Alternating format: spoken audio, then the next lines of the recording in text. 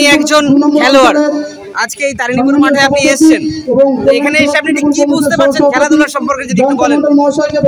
বাংলার যেটা ফুটবল পাগল, ফুটবলের যে বাংলার যে মেন খেলা, তার এখানে এসে একটা প্রমাণ। এটা গ্রাম অঞ্চলে এত সুন্দর পরিবেশে এত মানুষ সামনে আছে, এখানে ধর্ম মর্ম কিছু নেই, শুধু ফুটবল আর ফুটবল।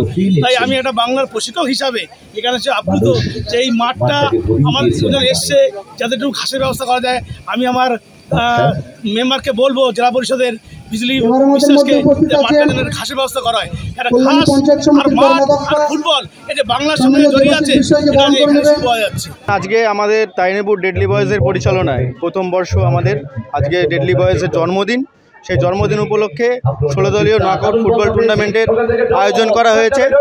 আমাদের ফার্স্ট প্রাইজ 50,000 এবং সেকেন্ড প্রাইজ আমাদের 40,000।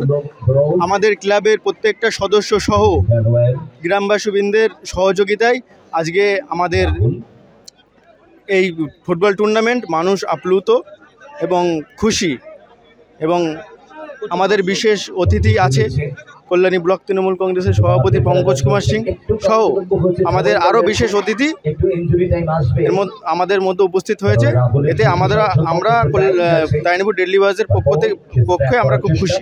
আমাদের ক্লাবের ডেডলি বয়েজের প্রথম বর্ষ জন্মদিন, সেই উপলক্ষে 16 দলীয় নকআউট ফুটবল টুর্নামেন্ট আমরা আয়োজন করেছি। সেই ফুটবল টুর্নামেন্ট এই যে মানুষের জন্য আমরা আয়োজন করেছি, সেই মানুষরা উপভোগ করছে এবং সবাই খুশি এই খেলা।